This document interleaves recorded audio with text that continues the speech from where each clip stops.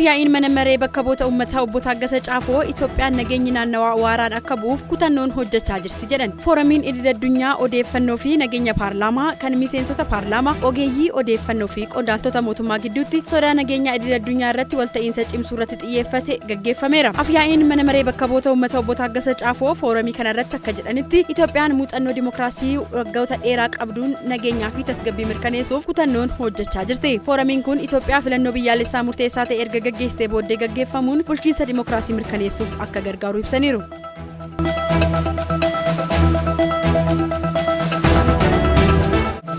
Ministeerri daldalaa fi walitti hidhamiinsa naannawaa Itoophiyaan gama hammattoo naannawaa daldala bilisa Afrikaan oomishaalee alergii ishee erguu eegalteerti jedhe. Ministeerichi yaa'ii seektara qaamolee qooda fudhattootaa saglaffaa magaalaa Hawaasaatti gaggeesseera.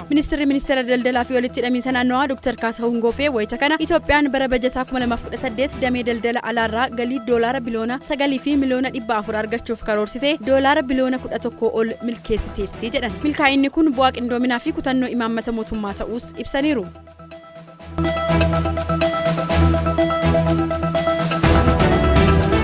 Cabiinsa dinagdee ture furuun inisheetiiviiwwan hojiirra oolan bu'aa guddaa argamsiisaniiru jedhani pirezidaantii taanaan mootummaa naannoo Oromiyaa obbo Awwaluu Abdiin. Guyyaa har'aa kilaasterri horataalee mootummaa naannoo Oromiyaa gama gabaasa raawwii hojii bara 2018 bakka obbo Awwaluu Abdiin argamanitti gaggeeffameera. Obbo Awwaluu Abdiin wayita kana waggoottan 5 darban qormaata guddaa nuqunnamaa turan dandamachuun injifannoo argame irratti aggaammii taasifamu qolachaa gama biraan immoo hojii misoomaa hedduu milkeessaa turreerraa jedhan. Jijjiiramaan dura sadarkaa mindaa kaffaluu dadhabuu fi namoonni miliyoonaan lakkaa'aman hirkattummaa jala turuu yaadachisanii hojiin inisheetiivii adda addaa bocamee hojjetameen gara of danda'uutti ce'uus himaniiru.